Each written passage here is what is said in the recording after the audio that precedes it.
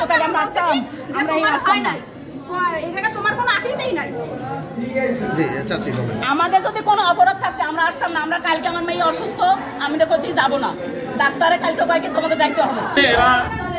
সকাল 11:30টার সময় ডাক্তার এসে ভিজিট করছে, দেখে টেকে গেছে।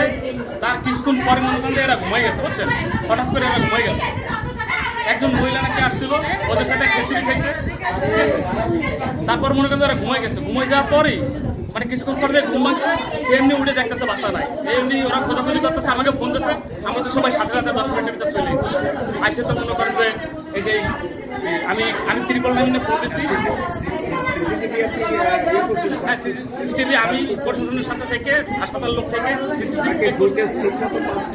ফুটেজে আমরা দেখছি আছে। এখান থেকে একটা রুগী, এই যে যাদের সাথে কিছুদিন আগে আমার ফ্যামিলির সাথে ছেলে এসে এটা মানে তার 10 মিনিট আগে রিলিজ হয়ে গেছে। তাদের সাথে 2টা হ্যান্ডব্যাগ ছিল, একজন মহিলার বগলে ওই যে একটা মাদুর, সেটা মানে বালিশ টিলিশ কিছু একটা ফেসানো ছিল, আর ওই লোকটা সামনে ছিল, ওনার হাতেও কিছু একটা ছিল। ওনার মানে এইভাবে দেখলাম চলে গেছে। তার 10 মিনিট পর ওই যে মহিলা এই যে দোতলায়, আমরা তারা এখন সন্দেহ করতেছি ওই মহিলা বাচ্চা কাঁধে নিয়ে চলে গেছে।